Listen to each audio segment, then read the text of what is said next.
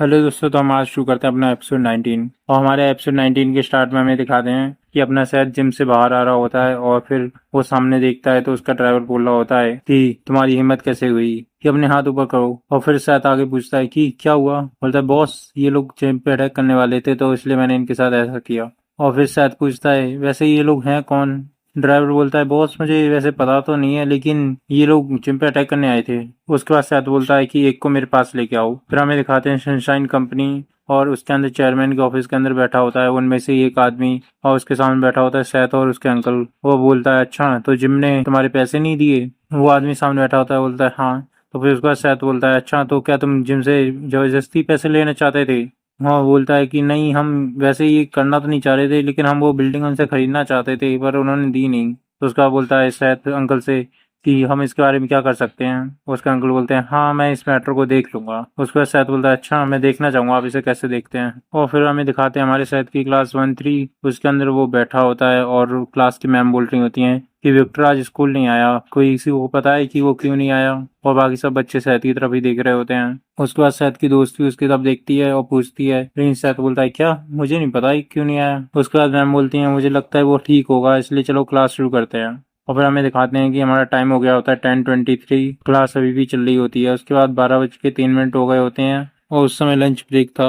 और उसी समय कोई गेट खोलता है, क्लास के अंदर आ रहा होता है और ये दोनों लड़के एकदम उसे देख के घबरा जाते हैं। उसका वो सीधा जाता है तेजी से अपने शहद की तरफ और डेस्क पे जाके एकदम हाथ पटकता है और बोलता है कि बाहर आके मिल मुझे अभी। और ये और कोई नहीं होता, ये विक्टर होता है। उसके बाद सैथ और विक्टर दोनों साथ चले जाते हैं बाहर, लेकिन अपने सैथ की दोस्त उसे देख लेती है। उसके बाद हमें दिखाते हैं स्कूल के पीछे सैथ और विक्टर बात कर रहे होते हैं। उसके बाद सैथ बोलता है कि अच्छा, तो तुम्हें मुझसे क्या चाहिए। और विक्टर पेपर दिखाते हुए बोलता है ये क्या है। सैथ बोलता है मुझे नहीं पता।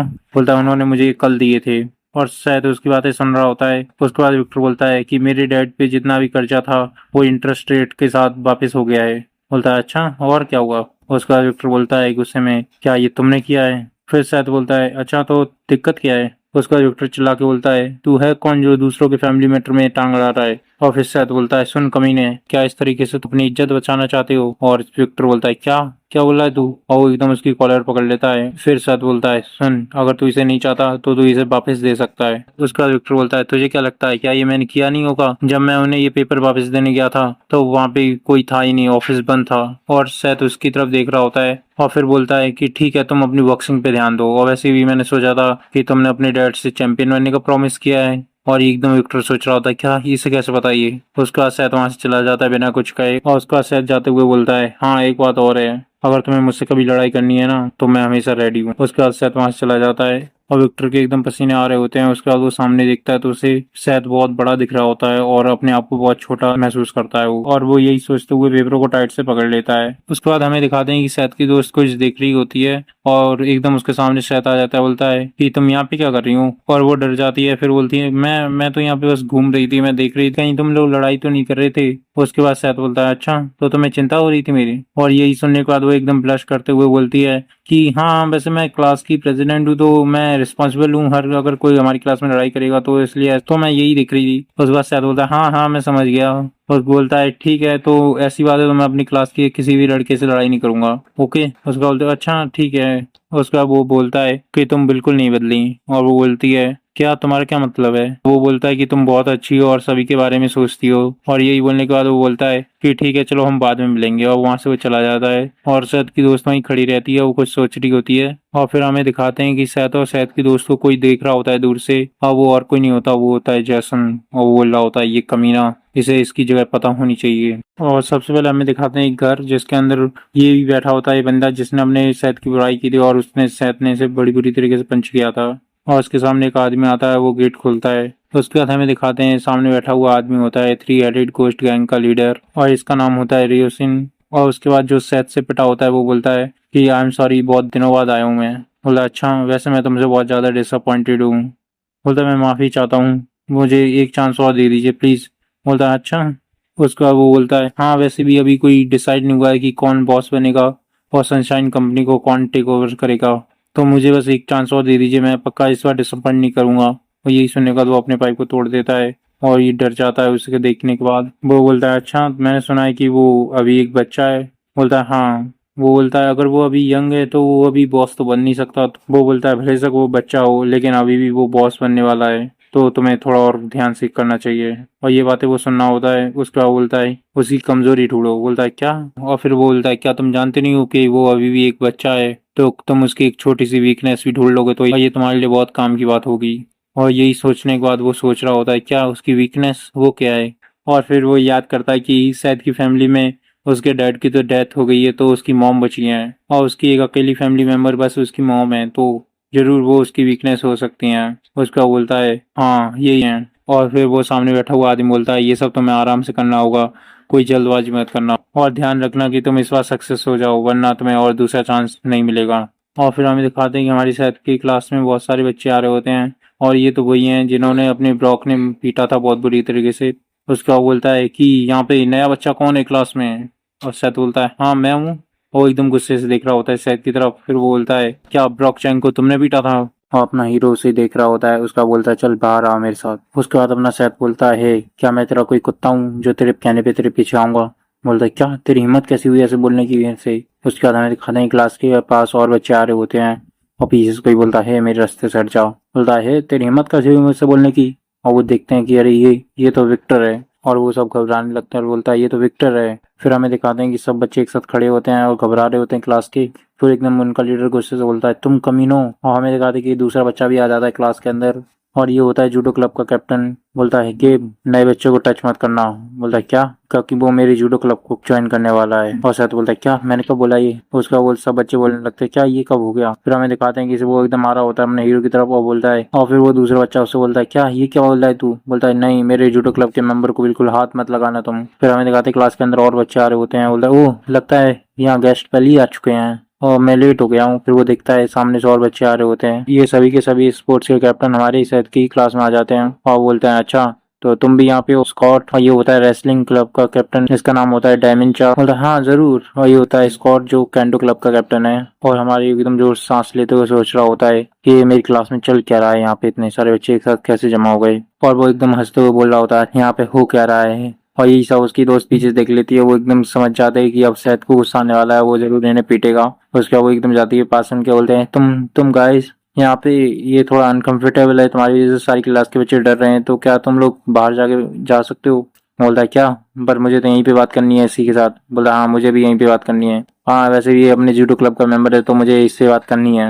और फिर ये बोलता है कि हाँ मुझे भी ऐसे अपने क्लब में ज्वाइन करना है तो मुझे इससे बात तो करनी पड़ेगी। लेकिन अपने हीरो की दोस्त कुछ नहीं सुनती और उन्हें बोलती है प्लीज मेरी क्लास से चले जाओ। उसका बोलते हैं नहीं नहीं रुको रुको मुझे बात करनी है उससे, एक मिनट। लेकिन अपना हीरो बोल रहा होता है पीछे से बाय बाय और एकदम गेट जोर से बंद कर देती है वो। और बोलती है अच्छा शायद अब कोई प्रॉब्लम की बात नहीं है, अब तुम आराम से बैठ सकते हो। और फिर वो देखती है कि वो बच्चे इतने ढीठ होते हैं कि वो फ्रंट डोर से आ जाते हैं और वो शहद की तरफ आ रहे होते हैं और उसकी बचपन की दोस्त को बिल्कुल इग्नोर करते हुए सीधा शहद के पास जाते हैं। बोलते हैं यार तू तो मैन है, तुझे रेसलिंग करनी चाहिए। नहीं यार तुझे मेरे जूडो क्लब में ज्वाइन होना चाहिए। और उनमें से एक बोलता है कि गर्ल्स को कैंडो पसंद होता है तो तुम्हें कैंडो ज्वाइन करना चाहिए। और दूसरी तरफ हीरो की दोस्त को एकदम गुस्सा आ रहा होता है, ये मेरी बात को सुन ही नहीं रहे, मुझे इग्नोर करे जा रहे हैं। उसके बाद शायद वो सोच रहा होता है कि अच्छा मैं क्या करूं इनके साथ, अब इतने ज्यादा ये मुझे परेशान कर रहे हैं। और इधर से शायद की दोस्त बोल रही होती है अरे हट जाओ मेरे रास्ते से हट जाओ। और फिर स्पोर्ट्स के टीचर एकदम आके चिल्ला के बोलते हैं तुम लोग यहाँ पे क्या कर रहे हो? बोलता है ओ डैम इट टीचर आ गई। और शायद भी देख रहा होता है उन्हें और टीचर फिर पूरी क्लास को देखते हैं तो वो समझ जाते हैं कि यहाँ पे क्या हो रहा है। और ये बच्चे एकदम डर रहे होते हैं टीचर से। उसका बोलता है अच्छा तो मुझे लगता है कि मैं सही सोच रहा हूँ कि मेरे पीछे क्लास में ये हो क्या रहा है, मैं तुम्हें बाद में देख लूंगा। और वो बच्चे यहाँ से चले जाते हैं। उसके बाद टीचर बोलते हैं तुम मेरे पास आओ काउंसलिंग रूम में। उसके बाद हमें दिखाते हैं काउंसलिंग रूम के अंदर टीचर बोलते हैं सैद से अच्छा तो तुम्हारा नाम सैद कहेंगे?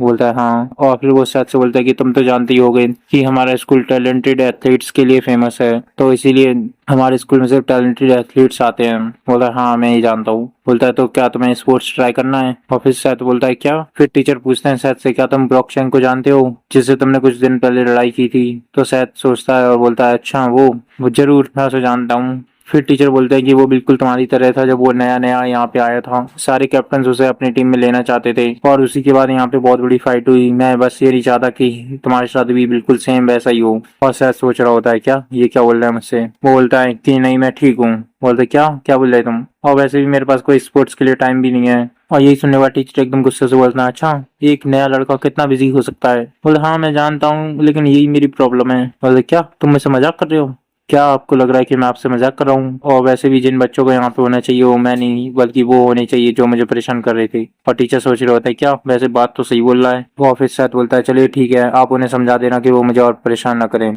और वैसे भी मैं लड़ाई से डरता नहीं हूँ। और इनकी बातें जैसन पीछे छुप के सुनना होता है। वो बोलता है घमंडी लड़के तुझे मैं बताऊंगा, और फिर वहां से चला जाता है। उसके बाद हमें दिखाते हैं कि वो किसी बिल्डिंग में जाता है बहुत पुरानी सी, उसके अंदर बहुत सारे लड़के बैठे होते हैं गुंडे टाइप के। और फिर उनमें से जो उनका लीडर होता है वो बोलता है ओ देखो वैसे हमारे पास कौन आया है, हमारे महान प्रेसिडेंट। अच्छा वैसे आपको यहाँ आने की तकलीफ कैसे हुई। और फिर जशन बोलता है ये अपनी बकवास बंद करो क्योंकि मुझे तुम्हारी मदद चाहिए किसी को सबक सिखाने के लिए, क्या तुम मेरी मदद करोगे। उसके बाद हमें दिखाते हैं कि शायद स्कूल से बाहर आ रहा होता है और एक अंधेरी गली के सामने से गुजर रहा होता है। उसके पीछे से एक लड़का आता है अपने हाथ में बैट लेके, और वो एकदम अपने हीरो के पीछे आता है और सीधा उसके सिर पे जोर से मार देता है। तो उसके बाद हमें दिखाते हैं बिल्कुल अंधेरा सा, और अपने हीरो की आंखें खुलनी होती हैं धीरे धीरे। बोलता है ये कौन है। हेलो गुड मॉर्निंग बच्चे कैसे हो तुम। और हमें दिखा दें कि हमारी सेहत की सिर से बिल्कुल ही खून निकल रहा होता है। बोलता है हे खड़ा हो जाओ यहाँ से कमीने। इधर उधर देख रहा होता है सेहत अपना। बोलता है क्या तू किसे घूर रहा है। और उनमें से एक बच्चा जो कोने में बैठा होता है वो बोलता है अरे ये तो बहुत कमजोर लग रहा है जिसने ब्रॉक को पीटा है, लगता भी नहीं इसने पीटा होगा। और दूसरा बोलता है हाँ लग रहा है कि ये सिर्फ टफ बनने की एक्टिंग कर रहा है, ये आखिर है कौन, ये एक नया लड़का ही तो है बस। और उसके बाद अपना हीरो खड़ा होता है और अपने शरीर को स्ट्रेच कर रहा होता है। बोलता है ओह तो ये थोड़ा कुछ इंटरेस्टिंग है, यहाँ पे हो क्या रहा है वैसे। बोलता है क्या तुझे डर नहीं लग रहा मुझसे। और यही लड़का जिसने पहले मारा था अपने साथ को वो दोबारा से उसे मारने आता है। बोलता है तू कमीने, लेकिन इस बार अपना सर उसे देख लेता है। और वो जब उसे मार रहा होता है तो वो भी अपना पंच आगे की तरफ करता है, और जहाँ पे उस लड़के ने पकड़ा होता है उस डंडे को वहीं पे जाके अपना पंच मारता है, जिससे कि वो डंडा उसके हाथ से छूट जाता है, वो घूम के बिल्कुल जमीन पे गिरता है। और फिर उनका लीडर एकदम सोच रहा होता है क्या इसे फाइट करनी आती है। और वो लड़का एकदम चिल्ला रहा होता है दर्द की वजह से, और उसके हाथ टूट गया होता है और अपना हाथ एकदम आसमान में उठाकर दर्द की वजह से चिल्ला रहा होता है। लेकिन अपना साथ बोलता है ओ बहुत ज्यादा शोर मचा रहा है, क्या तुम 2 मिनट के लिए शांत हो सकते हो। और यही बोलने के बाद वो सीधा एक पंच मारता है उसके पेट में कस के, जिसकी वजह से उसकी आवाज ही नहीं निकल रही होती। लेकिन अपना शायद यहीं पे नहीं रुकता, वो सीधा दूसरा पंच उसको मुंह में मारता है गुस्से में। उसका वो सीधा जमीन में गिर जाता है। उसका शायद बोलता है अच्छा वैसे तुम लोग हो कौन। और उनका लीडर सोच रहा होता है क्या ये क्या बोल रहा है। उसका शायद बोलता है अच्छा चलो तुम लोग कोई भी हो मुझे कोई परवाह नहीं है, वैसे हम इसे क्या जल्द से जल्द खत्म कर सकते हैं। और उनका लीडर शायद को देख रहा होता है क्या ये बोल रहा है। फिर उसका बोलता है ओ तू कमीने, सभी लोग इसे पीटो एक साथ। और फिर वो सभी लड़के शायद के एकदम आजू बाजू आ जाते हैं और उसे घेर लेते हैं। और शायद देख रहा होता है क्या यहाँ पे तो बहुत सारे लोग हैं। फिर वो एकदम चलाक बोलता है पीटो इसे, और सबकी सभी एक साथ उस पर टूट पड़ते हैं। और इन सबको देखने के बाद अपना हीरो एकदम शांति से आंखें बंद कर लेता है। बोलता है हो चलो शुरू करते हैं। लेकिन सभी लड़के उसके आसपास आ रहे होते हैं एक साथ मारने के लिए। वो अपनी आंखें खोलता है और सभी को एक एक करके मारने लगता है एकदम वाइल्ड एनिमल की तरह। उसे कोई परवाह नहीं होती कि क्या हो रहा है, और वो उसे मारे जा रहा होता है एक ना एक को। फिर एक लड़का पीछे से उसके गर्दन में चेन डाल देता है और वो देख लेता है क्या चेन से कवर करने वाला है मेरे को, लेकिन वो अपने सिर को पीछे से मारता है कस के, जिसकी वजह से उसके सिर में लगता है। लेकिन उससे कुछ होता नहीं है, वो एकदम जो हंस रहा होता है क्या करेगा अभी ये, अब तो पकड़ा गया। लेकिन वो ये नहीं देखता कि शायद अपना हाथ उसकी तरफ बढ़ाता है उसकी आंख में डाल देता है, और उसकी वजह से वो दर्द से अपने हाथ छोड़ देता है, जिससे अपना हीरो ही फ्री हो जाता है चेन से। और वो उसकी आंख में अपना अंगूठा गड़ाया जा रहा होता है और वो जाके सीधा दूसरे बच्चे के सिर में मार देता है उसे। और यहाँ पे उसने बहुत बुरी तरीके से सबको पीट दिया होता है। और फिर उसके बाद वो यहीं पे नहीं रुकता, वो बोलता है हाँ चलो ठीक है अब तो मजा आने लगा है, चलो शुरू करते हैं। और यही सुनने के बाद उनका लीडर अपने दांत पीसते हुए बोलता है सभी के सभी अपने हाथ में बैट ले लो। और उन सब में सब बेसबॉल बैट ले लेते अपने हाथ में और सब एकदम पीटने को तैयार होते हैं शहद को बुरी तरीके से। और लेकिन अपने शहद भी एकदम डेविल की स्माइल देते हुए बोलता है हाँ। और वो सब उसकी तरफ आते हैं और उन सब से एक एक करके वो बचने लगता है और उनको काउंटर अटैक भी करने लगता है, एक एक करके पंच मार रहा होता है सभी को। और फिर वो जाता है सामने और फिर हमें दिखाते हैं हमारे शहद को पीछे से किसी ने पकड़ लिया होता है और उसके सामने एक लड़का होता है, वो हाथ में बैट लेके सीधा उसे मारने आ रहा होता है। लेकिन अपना शहद एक लात मारता है सीधा उसके मुंह में और पीछे की साइड उसे धक्का देता है दूसरे बंदे को, जिसकी वजह से वो दीवार में जाके लगता है। और जिस बंदे ने उसे पीछे से पकड़ा होता है उसे एकदम पीछे मुड़ के 2-3 पंच मारता है उसके मुंह में। फिर ये दूसरा बंदा उसके पीछे से आता है और उसके सिर में जोर से मारता है अपना बैट, और फिर शायद एकदम गिरते गिरते बचता है। और वो देखता है वो खून निकल रहा है मेरे, और वो अपने खून को पोंछता है और फिर बोलता है ओ तू तू तो गया, और सीधा उनकी तरफ चार्ज कर देता है तेजी से। और हमें दिखाते हैं कि दोपहर से शाम हो गई होती है और उनका लीडर एकदम सोच रहा होता है क्या इसने सबको पीट दिया एक साथ। और फिर उसे याद आता है कि ये तो वही लड़का है जिसने बचपन में मेरी ईंट मारी थी। और वो एकदम डर रहा होता है उसे देखने वाला, लेकिन शायद उसकी तरफ ही जा रहा होता है। बोलता है नहीं नहीं नहीं मेरे पास मत आओ। और शायद सीधा जाके उसकी कॉलर पकड़ता है, बोलता है क्या तुम मुझे बता सकते हो ये तुमने किसके ऑर्डर पे किया है। और उसके बाद हमें दिखाते हैं कि शायद हमारा कहीं जा रहा होता है। बोलता है हो बस बहुत हो गया, अपनी टाई खींचते हुए। और वो स्कूल की बिल्डिंग की तरफ जा रहा होता है। फिर अंदर का हमें दिखाते हैं स्टूडेंट काउंसिल रूम, जहाँ पे जैसन और उसके 2-3 मेंबर बैठे होते हैं और अपना हीरो उसी क्लास की तरफ जा रहा होता है। और इधर जैसन सोच रहा होता है क्या उन्होंने अभी तक मुझे कॉल क्यों नहीं किया, क्या अभी तक काम पूरा नहीं हुआ। फिर हमें दिखाते हैं स्टूडेंट काउंसिल रूम, जिसके अंदर अपना हीरो गेट खोल के अंदर आता है। और जैसन साइड में देखता था वो एकदम घबरा जाता है, क्या ये यहाँ पे कैसे आ गया। बोलता है सैद तुम यहाँ पे। और सैद के सिर से बहुत ज्यादा खून निकल रहा होता है। फिर जैसन बोलता है क्या तुम यहाँ पे कैसे हो, तुम्हें तो यहाँ नहीं होना चाहिए था। और बोलता है अच्छा तो तूने ये नहीं सोचा था। और फिर सैद जैसन का सिर के पीछे पकड़ता है और उसे जोर से टेबल पे पटकता है। और उसके बाद सैद बोलता है वैसे तूने क्या क्यों कमीने, मैंने तेरा क्या बिगाड़ा है। फिर हमें दिखाते हैं सैद की दोस्त आ जाती है क्लास के अंदर और बोलती है जैसन क्या तुमने मुझे। और फिर वो देखती है सामने किया ये क्या हो रहा है क्लास के अंदर। बोलता है सैद तुम यहाँ क्या कर रही हो। और सैद उसे देखता है। फिर उसके बाद वो जैसन को छोड़ देता है। और उसके बाद सैद बोलता है सुन आज तेरी किस्मत ज्यादा ही अच्छी है समझ गया, लेकिन अगली बार नहीं होगी। और वो यही बोल के वहां से चला जाता है। और यहाँ पे सब बच्चे उसे डर रहे होते हैं। उसके बाद उसकी दोस्त बोलती है सैद सैद क्या हुआ, तुम्हारे खून कैसे निकल रहा है। लेकिन अपने साथ उसे इग्नोर करते हुए पूरा वहां से चला जाता है और उसे कुछ नहीं कहता। फिर हमें दिखाते हैं अगले दिन सभी बच्चे स्कूल के अंदर आ रहे होते हैं। और फिर हमें दिखाते हैं सैद की क्लास 1-3 जिसके अंदर उसकी दोस्त बैठी होती है और वो सोच रही होती है कि कल आखिर ऐसा क्यों किया सैद ने, और उसके साथ आखिर क्या हुआ था जो उसके सिर से खून निकल रहा था। और फिर वो पीछे चेक करती है क्या सैद आज आया है। उसके बाद हमें दिखाते हैं अपने सैद की कार, जिसके अंदर उसके अंकल बैठे होते हैं और सैद होता है। और फिर उसके अंकल उससे बोलते हैं कि मैं तुमसे नहीं पूछूंगा कि तुम्हारे साथ क्या हुआ है, लेकिन मैं तुम्हें कुछ बॉडीगार्ड दे रहा हूँ जो तुम्हें गार्ड करेंगे। लेकिन शायद बोलता है ओह वैसे मैंने आपको बताया ना ये कुछ नहीं है। लेकिन उसका अंकल बोलता है क्या तुम्हारे सिर में जोर से चोट लगी थी और तुम बोल रहे हो ये कुछ नहीं है। बोलता है नहीं ये तो बस एक छोटी सी चोट है। उसके अंकल कुछ नहीं बोलते है, लेकिन गुस्से से उससे देख रहे होते हैं। उसका बोलता है अच्छा ठीक है ठीक है।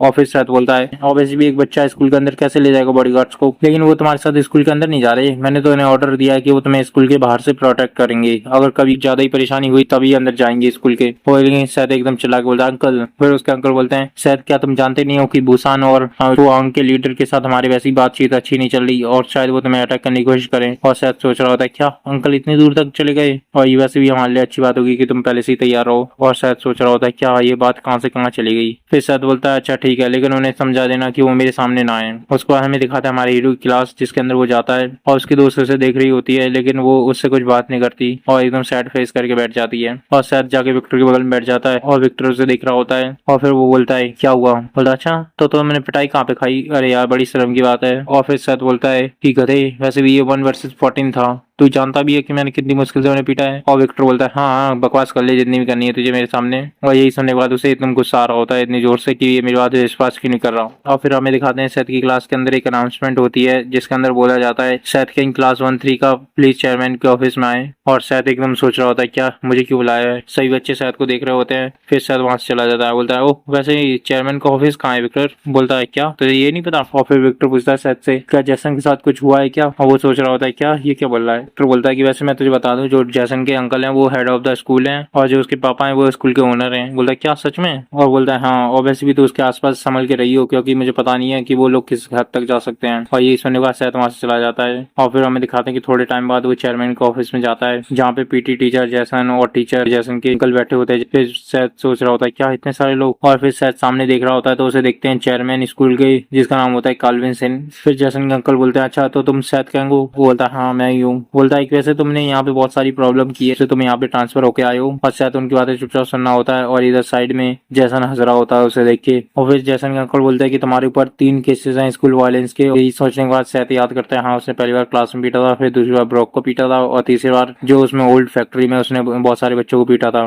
फिर उसका बोलता है अच्छा। और फिर वो जैसन की तरफ देखता है और उसके अंकल बोलते हैं कि तुम यहीं पे नहीं रुके, तुमने हमारे स्कूल के प्रेसिडेंट को भी पीटा है, इसकी वजह से उन्हें सर पे बहुत ज्यादा चोट आई। और यही सुनते हुए जैसन एकदम स्माइल पास करता है अपने सैद की तरफ और फिर जैसन के अंकल बोलते हैं कि तुम्हें स्कूल से निकाल दिया जाता है और अपना सैद एकदम शांति से सुनना होता है उनकी बातें और टीचर बोलता है और तुमने दोबारा से मुसीबत कर दी ना। और इसे देख के जैसन एकदम खुश हो रहा होता है लेकिन वो देखता है क्या ये हंस क्यों रहा है, वैसे इसे तो अभी यहाँ से निकल जाना चाहिए। बोलता है क्या तुम सच में सोच रहे हो कि ऐसा होगा मेरे साथ। और फिर उसके बाद वो अपनी जेब से फोन निकालता है और वो किसी को फोन लगा रहा होता है और फिर फोन पे उसके अंकल बोलते हैं क्या हुआ। उससे तो बोलता है कि अंकल क्या आप जानते हैं मैं किस स्कूल में जाता हूँ। बोलता है हाँ यंगजिन हाई स्कूल। बोलता है हाँ प्लीज क्या आप उस पूरे स्कूल को खरीद सकते हैं। तो हमें दिखाते हैं सभी सोच रहे होते हैं क्या ये क्या बोल रहा है। और फिर हमें दिखाते हैं कि स्कूल के बाहर बहुत सारी कार आती हैं और सभी बच्चे देख रहे होते हैं क्या यहाँ पे क्या हुआ है, क्या यहाँ पे कोई गैंगस्टर आया है या फिर कोई प्रेसिडेंट आया है। फिर हमें दिखाते हैं कि उस कार से सैद के अंकल आते हैं और वो स्कूल के अंदर जा रहे होते हैं। वो सबके सब सैद के अंकल को फॉलो कर रहे होते हैं। उसके बाद हमें दिखाते हैं चेयरमैन को ऑफिस के अंदर जैसन अंकल बोलते हैं कि यहाँ पे इतना शोर क्यों हो रहा है और वैसे क्या हुआ तुमने क्या किया यहाँ पे। फिर सैद बोलता है अच्छा कौन जानता है मैंने क्या किया है। उसके बाद हमें दिखाते हैं गेट खुलता है और उसके बाहर बहुत सारे लोग खड़े होते हैं और सब लोग एकदम बोलते हैं क्या यहाँ पे क्या हो रहा है। वो चिल्ला के बोलता है जैसे तुम लोग कौन हो और यहाँ पे क्या कर रहे हो। मैंने कहा